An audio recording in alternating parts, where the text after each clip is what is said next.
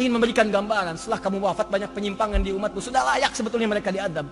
Sudah layak diadab nih. Cuman kenapa ditahan? Kenapa ditahan? Wahum yastaghfirun. Karena ada sebagian di antara mereka yang banyak istighfar kepada Allah. Itu yang bangun di malam hari. Allahu Rabbi wal Islam dini wa Muhammadan Rasulullah wa yaqini. Ya Allah, jangan hukum kami ya Allah, kami nggak mau dihukum. Maafkan ya Allah, ampuni ya Allah. Kami mohon ampunanmu, kami mohon rahmatmu. Bagaimana caranya ya Allah supaya saya jangan dihukum? Saya minta ampun, saya minta rahmat, saya tobat ya Allah. Tolong saya.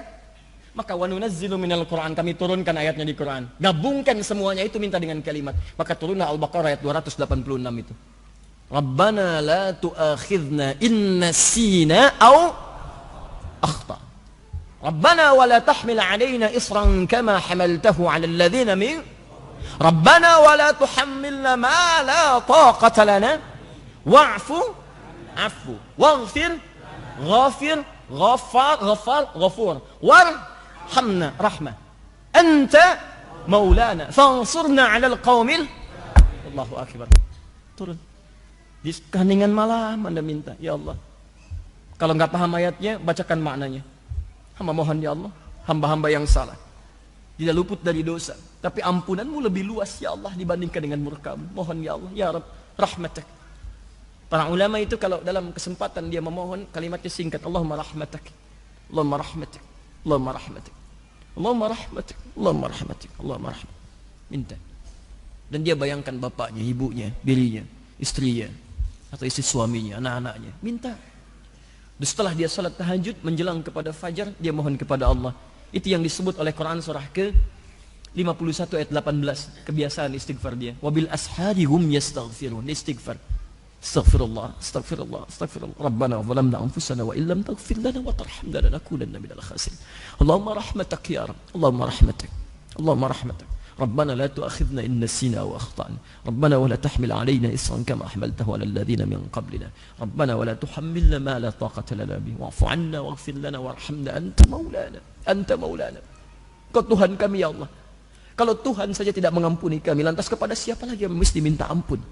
Kalau yang maha mengampun saja, yang maha pengampun tidak menurunkan ampunannya, lantas kepada siapa lagi kami mesti memohon? Kalau yang maha rahmat saja tidak menurunkan rahmatnya, kepada siapa lagi kami mesti minta ya Rabb?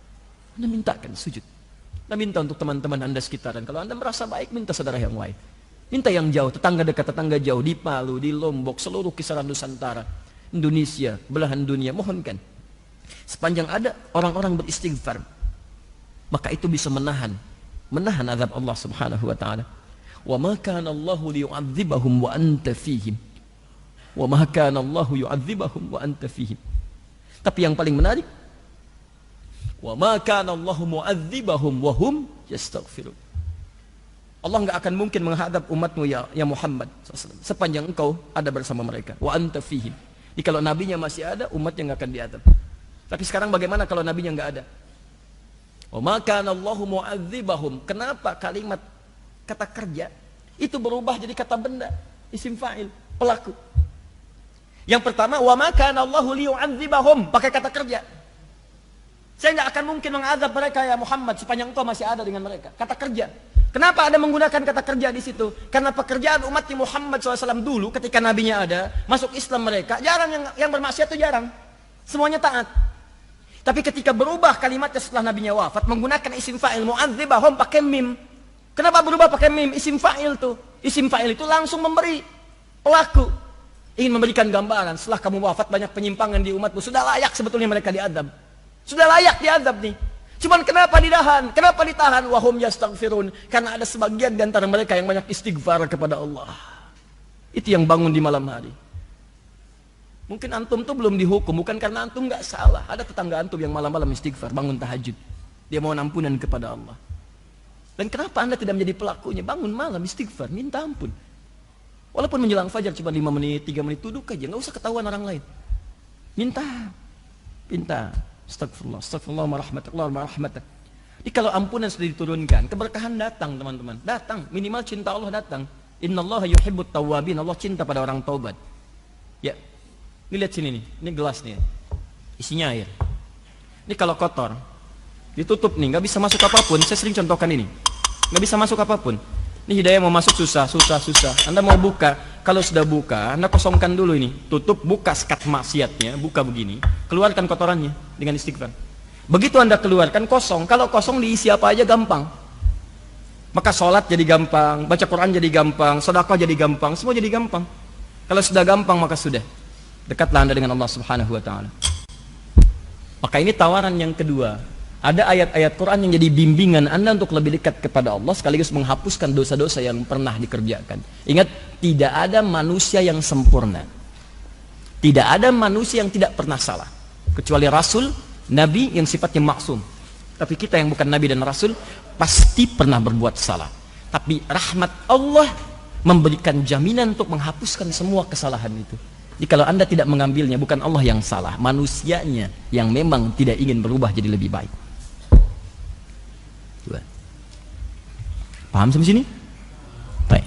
Jadi itu yang dimaksudkan wa nunazzilu minal Qur'ani ma huwa syifaa'un wa rahmatun.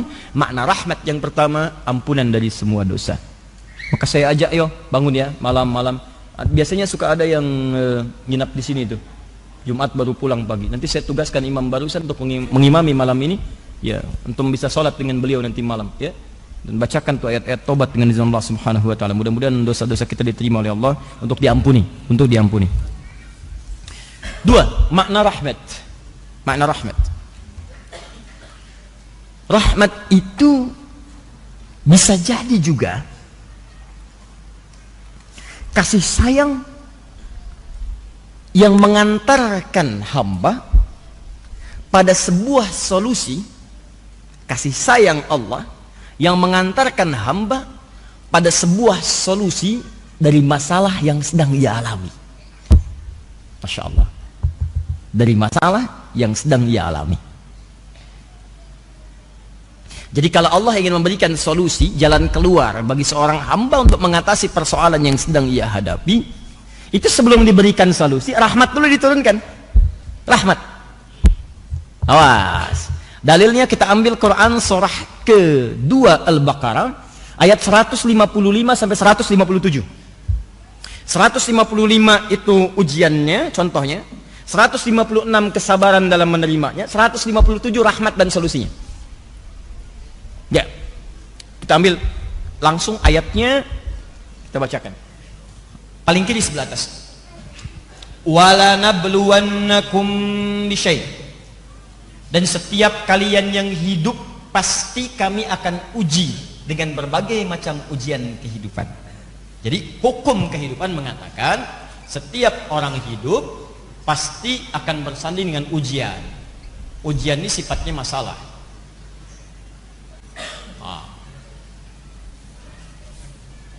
Tolong pahami dulu ya, tolong pahami. Ujian ini diturunkan oleh Allah bukan ingin menjadikan orang hidup terbelit masalah, bukan. Awas, lihat cara berpikirnya. Tapi ingin meningkatkan kualitas kehidupan seorang hamba. Jadi kalau seseorang sedang mendapatkan ujian masalah, sebetulnya masalah itu turun bukan ingin menjadikan kehidupan dia bermasalah, bukan. Jangan salah cara berpikirnya. Cara berpikirnya adalah karena Allah ingin merubah kualitas hidupnya jadi meningkat lebih baik. Karena dalam kehidupan dunia itu sifat ujian selalu hadir untuk meningkatkan kualitas kehidupan. Gini, logika paling sederhananya sekali. SD, anak SD. Kalau dia mau naik ke SMP, ikut ujian nggak? Ujian, masalahnya banyak yang dihadapi, soal-soal kerjakan ini, kerjakan itu, jadi masalah tuh. Dia pikirin, ibunya kemudian ikut terlibat, bimbing, ajarin ini, ajarin ini, ajarin ini. Ini baca ya, ini ibu Budi, ini bapak Budi, ini tetangga Budi, ini tasnya Budi, ya ini kucingnya Budi. Dia tanya, kenapa semuanya punya Budi? Nah itulah orang Budi itu orang yang sangat kaya, punya semuanya, tapi kekayaannya tidak membuat dia jauh dari Allah Subhanahu Wa Taala. Mau seperti Budi, mau mah, udah gitu. Ayo baca. Kalau kamu bisa baca dengan baik, besok atasi ujian itu, kamu insya Allah dekat seperti Budi. Semangat dia. Begitu di jalan dia mau masuk ke sekolah, wah ini ibu Budi, ini bapak Budi, masya Allah. Sampai ke gurunya mengatakan, pak ini ibu Budi. Padahal ibu dia namanya Asep. Sini. Nah, jadi anak SD itu diuji bukan untuk membuat dia bermasalah, Tapi supaya kualitas keilmuannya meningkat, mentalnya naik, bagus. Apa ukurannya? Ujian. Kalau sudah lulus dari situ, baru masuk SMP. Sebab kalau tidak diuji, bagaimana ketahuan dia mampu menjalani tingkat kehidupan dari dia di SMP. Tingkat pendidikan dia di SMP, pelajaran dia di SMP. Mesti naik dulu statusnya. SMP pengen masuk ke SMA, ikut ujian. SMA pengen masuk kampus, ikut ujian. Dari kampus pengen dapat ijazah, ikut ujian. Nggak ada tiba-tiba ujung-ujung orang dapat ijazah. Ikut ujian. Walaupun formalitas ilmunya lebih tinggi dari dosennya, tetap akan ikut ujian. Sidang, disidang sama dosen, tetap ikut. Kenapa? Karena itu hukum kehidupan. Anda di rumah tangga, Anda di kantor, Anda di kehidupan sosial, pengen hebat, naik status, pengen lebih mulia, pengen lebih kuat, pengen naik status sosialnya, pengen lebih tinggi kedudukan, ikut ujian. Anak SD ada diuji, masa Anda enggak? Kalau Anda nggak siap menghadapi ujian, tanyakan sama anak SD. Bagaimana cara menghadapinya? Kalau Anda tidak siap menghadapi ujian, malu sama anak SD. Anak SD ada diuji, masa ada yang lulus SD nggak mau diuji?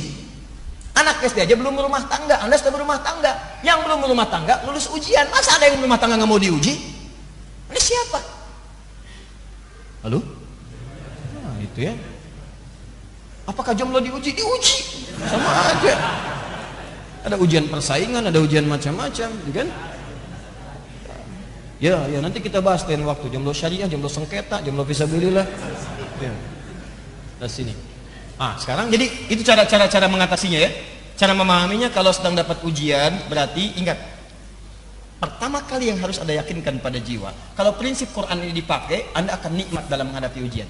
Bahkan ada orang-orang yang gembira ketika diuji. Malah kalau nggak diuji, dia sedih tuh. Kok nggak diuji ya? Kok nggak diuji? Berarti ada yang tidak diinginkan dalam kualitas hidupnya. Bahkan orang-orang tuh ada yang gembira. Wabasyiris sabirin. Orang sabar itu pasti gembira. Berikan kabar gembira pada orang sabar. Siapa orang sabar? Orang yang diuji. Dia ada orang-orang yang ketika datang ujian dia malah gembira. Allah, terima kasih turunkan ujian pada saya bukan pada yang lain. Mau naik status hidup saya. Mau naik. Jadi pertama kali tanamkan pada jiwa. Kalau Anda sekarang sedang mendapat ujian, berarti kualitas hidup Anda akan meningkat.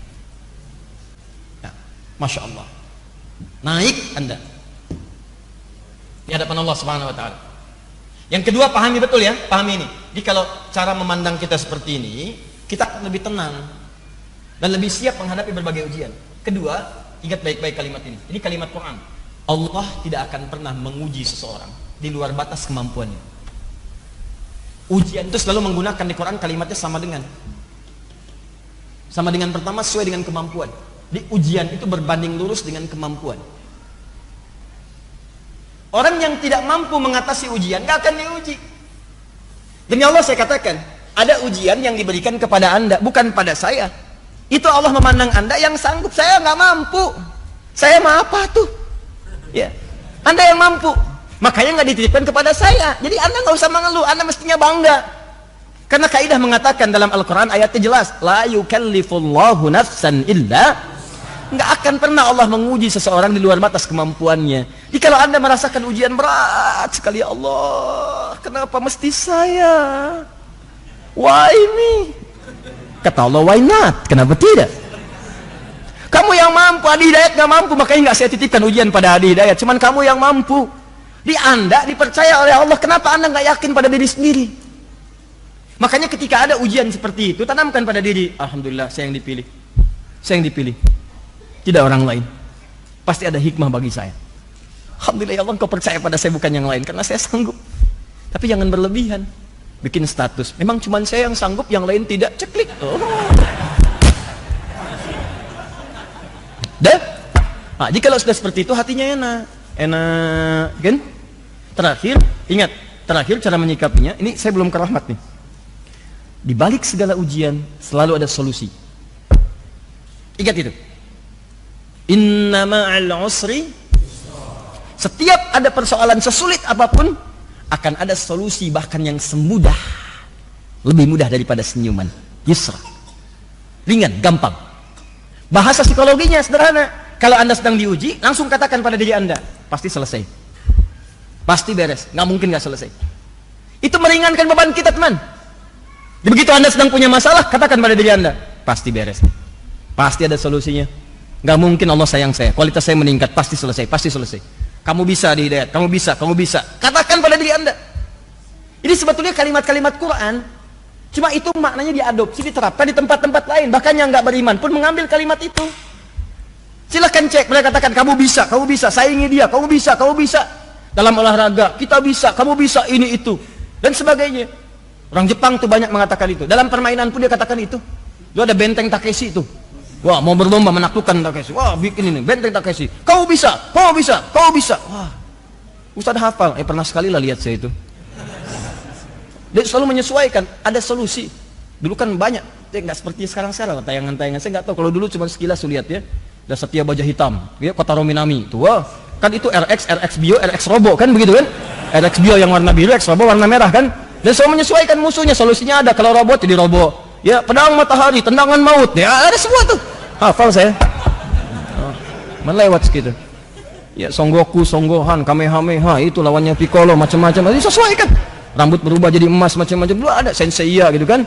Nah, kemudian ada yoga, ya, debu-debu intan, ada Pegasus, ada Andromeda temannya pakai rantai, ada Rika, ada Ryu, macam ada semua lah. Itu. Saya nggak nonton yang begituan, cuma lewat tuh ada, saya lihat tuh, sesuai juga ya. Kalau dunia fiksi aja ada, kenapa di Al-Quran tidak ada? Iya. Halo? Nah, itulah dia. Pegasus dulu yang nolongin Athena. Athena itu siapa? Athena itu anaknya Zeus. Zeus menikah dengan Metis. Metis itu dia waktu mengandung ada apa namanya? Ada ramalan bahwa anak keduanya laki-laki akan menghancurkan kerajaannya Zeus seperti Zeus menghancurkan Kronos bapaknya. Kronos tuh, ya. Maka dia ketakutan, dia telanlah Metis saat dia mengandung.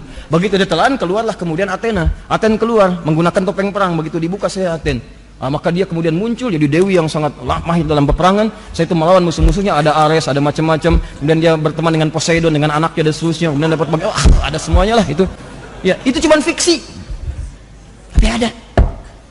Kenapa kita yang diberikan hal yang nyata nggak dipraktekkan? Itu poinnya. Ya, balik lagi ke sini. Ya, jadi kalau Anda sedang diuji, saya bisa. Terima dulu. Jenis ujiannya macam-macam. Minal khauf, khawatir, takut. Mulai merasa khawatir, besok bagaimana, pulang dari sini seperti apa, ada nggak kendaraan, ya kan? Kalau mutar kemana, tadi barusan ke sini, tiba-tiba ngelihat kren besar sekali, ada 50 ton kren di situ, wah khawatir nih, bisa nggak masuk, mau belok mau nggak? Ya, ini alhamdulillah nih kita sedang proses, seperti kami sampaikan, mudah-mudahan Allah percepat, nanti Desember kita selesaikan, kita resmikan bareng-bareng, dan kita wakafkan untuk kepentingan umat Islam. Ini proyek besar kita untuk menjadi pusat Al-Quran, insya Allah sedunia, insya Allah. Ya, insya Allah akan jadi pusat Quran. Kita akan turunkan inspirasi dari Indonesia dan kita akan buka nanti beberapa tempat-tempat cabang-cabang di seluruh wilayah Indonesia untuk kita bermohon kepada Allah, Muslim Indonesia menjadi ahli Quran. Kalau sudah jadi ahli Quran, semua akan terbantu mendapatkan barakahnya. Bangsa terbantu, saudara terbantu, kerabat terbantu, karena tidak pernah ada yang buruk dari Al-Quran. Semuanya akan baik-baik, dari ujung kepala sampai ujung kaki. Itu harapan kita. Insya Allah jadi yang terbaik dengan izin Allah Subhanahu Wa Taala. Nanti saya sampaikan di akhir, kita nanti akan launchingkan program-program ini pada catat tanggalnya 27 Oktober. Ya. Jadi kalau 28 Oktober Sumpah Pemuda, 27 Oktober Sumpah Ahli Al-Quran. Insya Allah. Bagi Anda yang terlibat nanti kami sampaikan undangannya. Di situ nanti akan dibagikan buku-buku yang mendekat kepada Al-Quran. Ada syekh-syekh ahli Al-Quran, ada tokoh-tokoh Al-Quran, dan kita akan berkumpul di satu tempat, berikan inspirasi pada dunia dengan izin Allah Subhanahu Wa Taala. Nanti kami berikan undangannya dengan izin Allah Subhanahu Wa Taala. Kembali dulu ke sini. Wala nabluwannakum bisyai' minal khauf wal ju', lapar. Tuh, mulai lapar. Ya, dari sore di sini, lewat maghrib, duduk, kalau keluar takut ditempatin orang, gitu kan? Mau wudu berat, tuh, udah khawatir, lapar, nahan-nahan. Dibuka apa enggak, lihat bakpao sana, lihat bakpao sini, gitu kan? Macam-macam. Wa naqsi minal amwal, uang berkurang, sudah datang, uang enggak ada, pengen makan, lapar, gitu kan? Macam-macam. Wal anfus, sakit sampai ada yang meninggal. Wa basyiris sabirin. Lihat cara baca ayatnya, cara membacanya. Wa basyiris sabirin. Muhammad SAW berikan kabar gembira pada orang sabar. Ada orang yang mendapatkan ujian ini malah gembira. Gembira. Siapa dia? Orang sabar. Bagaimana cara sabar? Alladzina idza asabathum musibah qalu inna lillahi wa inna ilaihi rajiun. Mereka itu adalah orang-orang yang punya prinsip saat diuji dengan berbagai ujian tadi. Datang ujian dia punya prinsip. Ngapain saya mengeluh? Inna lillahi wa inna ilaihi rajiun. Semua yang hilang itu punya Allah, bukan punya saya. Jangankan barang-barang itu, jangankan kedudukan, jangankan penyakit, diri saya aja punya Allah. Kalau mau diambil terserah pemiliknya, masa saya nolak? Inna, sungguh kami itu siapa? Tangan kami, mata kami, kepala kami, kaki kami, nyawa kami. Lillah punya Allah. Diri saya aja bukan punya saya. Masa saya kehilangan sendal sampai marah-marah? Tugas saya cuma nyari. Nggak ada istighfar, cari lagi ikhtiar. Kedudukan mau ditukar silahkan, itu cuma titipan. Jangankan kedudukan, nyawa saya aja punya Allah. Kalau mau diambil terserah Allah. Maka kalau prinsip hidup Anda seperti ini, enak tuh. Enak. Anda tinggal ikhtiar. Tapi bukan berarti kehilangan sesuatu didiamkan. Naik bis, kan? Ada orang pemuda bertato, wajahnya nggak enak, tangannya masuk ke dompet ibu-ibu begini. Biarin aja, punya Allah. Maling. Katakan pencuri. Itu. Jadi ikhtiar, ambil solusi. Yang menarik begini, orang-orang yang saat diuji, di rumah tangga diuji, di kantor diuji, mungkin Allah berkehendak menaikkan status saya. Alhamdulillah ya Allah. Ini kan darimu, pasti selesai. Nggak mungkin Allah engkau titipkan ujian kalau engkau nggak turunkan solusinya. Ya Allah, jangankan itu, ya Allah, kedudukan. Tangan saya pun punyamu. Kalau engkau ingin tukarkan dengan sahabat saya ridha ya Allah. Mungkin dia lebih baik dalam pandanganmu. Terima kasih engkau titipkan kedudukan kepada saya selama ini. Dan mohon terima amalan-amalan saya dalam menggunakan kedudukan itu ya Allah. Jangan jadikan hati saya rakus terhadap kedudukan ya Rabbal Alamin. Apalagi dengan itu saya menyengsarakan orang-orang yang saya pimpin ya Arhamar Rahimin. Ampuni dosa-dosa saya ya Allah. Jangan biarkan keluhan di salah seorang yang saya pimpin ya Allah menjadikan saya mendapatkan murka darimu. Saya takut ya Allah. Kalau semua pemimpin punya prinsip seperti ini, nggak ada orang saling menjatuhkan untuk mendapatkan kepemimpinan. Dan hebatnya teman-teman sekalian, ketika perasaan itu ada, turunlah kemudian pujian dari Allah. Ayat 157-nya. Ulaika ala salawatim min rabbihim. Orang-orang yang sabar saat diuji, menerima, dia berikhtiar, sabar menerima, terus berikhtiar mengatasi, tidak mengeluh. Dia berusaha, maka dipuji oleh Allah. Allah, Masya Allah. Kamu ini hamba luar biasa. Yang lain mengeluh, kamu bersabar. Yang lain cuma mengeluh, kamu cari solusi. Kamu berikhtiar. Luar biasa. Setelah itu apa yang diberikan? Rahmat. Ulaika alaihim salawatun min rabbihim wa rahmat. Kasih sayang Allah turun untuk mengantarkan pada solusi. Jadi begitu Anda sabar, sebetulnya orang sabar itu lebih dekat kepada solusi dibandingkan pengeluh yang mengeluhkan setiap persoalannya. Jadi kalau Anda bersabar saat ujian, Anda sudah mendapatkan setengah solusi. Setengah solusi. Setengahnya lagi Allah akan turunkan melalui kesabaran Anda dalam berikhtiar. Jadi begitu Anda sabar, datang pujian. Turun rahmat. Begitu turun rahmat, lihat ujung ayatnya. Wa ulaika humul muhtadun. Dan mereka itulah orang yang akan diberikan solusi, petunjuk untuk mengatasi persoalannya. Tuh. Sederhana sebetulnya. Ya, cuman teorinya nggak mudah dipraktekkan, tidak mudah. Ya. Kadang-kadang persoalan di rumah tangga selesai dengan senyuman. Tapi untuk senyum aja nggak mudah. Ya, nggak mudah kadang-kadang. Nah itu butuh kesabaran. Datang persoalan di kantor yang dimarahin anak-anak. Dia udah gambar mau tunjukin kepada Anda karya dia itu selama 8 jam dia tungguin. Begitu Anda datang dia sambut di depan pintu. Papa, diam kamu. Hah? Kenapa Pak? Kamu lagi ikut-ikutan. Oh, yang salah siapa? Terus pintu dibanting. Tidak. Salah pintu apa? Kalau pintu bisa bicara, bukan bulan aja yang diharapkan bisa ngomong, kan? Pintu bisa-bisa dia akan berkata, salah siapa sampai dibanting begini? Salah kamu mau dibanting? Oh, nggak bisa juga begitu. Balik. Nah, kalau Masya Allah, kadang-kadang ibu juga menyambut begitu, Bu, cari lawannya Bu ya, Pak cari lawannya. Ingat, saya kasih solusi ya, sederhana. Kalau ada sesuatu hal yang tidak menyenangkan, cari lawan positifnya. Itu insya Allah cepat selesai. Cemberut lawannya apa? Senyum. Jadi kalau ada orang cemberut, antum senyum, gak usah marah. Isi cemberut misalnya kan, dicemberut kan datang. Assalamualaikum. Kayaknya kenal. Papa. Kenapa? Udah cerita beres. Dia cemberut. Antum lagi marah. Kenapa kamu? Emang kenapa? Oh, sudah. Udahlah. Tapi memang teorinya mudah, prakteknya itu tidak semudah yang dikatakan. Ustadz juga sama aja. Sama. Makanya jarang ada ustadz ceramah bawa istrinya, jarang sekali. Ini live ya. Kita selesaikan di rumah ya. Oke, insyaallah. Paham? Nah, jadi sekarang apa ayat-ayat tentang rahmat itu? Kalau sedang punya masalah, kan? Nah, sambungkan lagi. Ayo, teori besarnya kan kerangkanya di Quran surah 17 ayat 82. Apa ayat-ayatnya untuk mendapatkan rahmat tuh? Kalau di rumah tangga ada masalah, bagaimana cara mendapatkan ayat rahmat? Kan kata Quran, wa nunazzilu minal Qur'ani ma huwa syifaa'un wa rahmatun. Di antara makna rahmat solusi dari masalah. Nah, kalau Anda sedang punya masalah, baca ayat Quran, pelajari, praktekkan dalam hidup. Apa ayatnya? Maka turunkanlah kemudian di Quran ayat-ayat rahmat terkait dengan solusi dalam kehidupan. Contoh, kalau di rumah tangga ayat rahmatnya apa? Turunkan Quran surah keempat misalnya, ayat 34 sampai 35. Kalau ada sengketa suami istri, bagaimana menyelesaikannya? Di situ ada. Dari mulai komunikasi, dari mulai saling berpisah dulu tempat tidur, dimulai saling memberikan pelajaran dulu, saling merenung, sampai minta pendapat kepada orang bijak. Ya, wa in khiftum shiqaqa bainihima fab'athu hakaman min ahli wa hakaman min ahliha ya in yurida islaha yuwaffiqillahu bainahuma. Ada semua turunannya. Kalau anak-anak sedang punya masalah di sekolah, bagaimana caranya?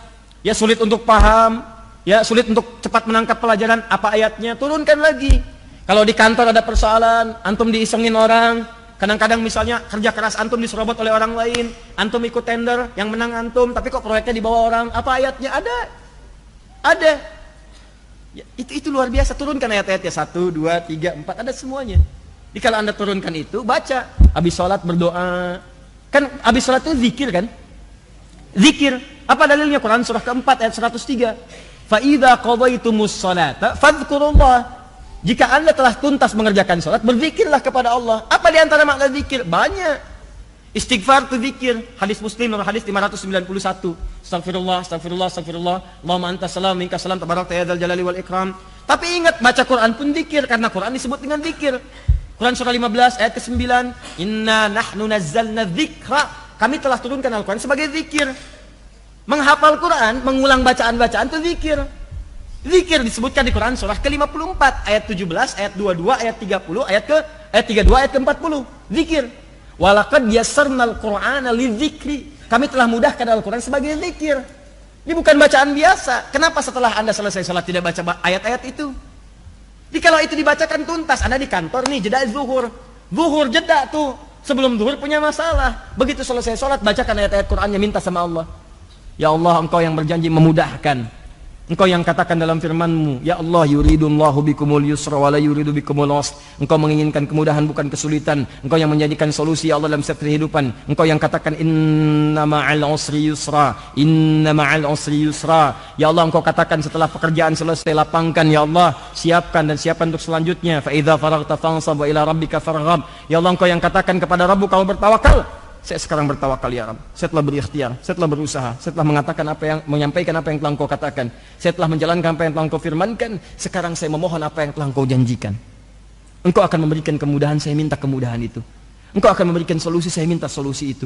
Kalau dengan semua hal yang saya kerjakan sesuai petunjuk-Mu belum Engkau kabulkan juga, maka tunjukkan pada hamba di siang hari ini ya Allah. Dengan cara apa lagi hamba mesti bermohon kepadamu? Minta. Duhai Anda yang besoknya mau ujian, malamnya bacakan ayat-ayat untuk bisa memohonkan kepintaran, minta pemahaman.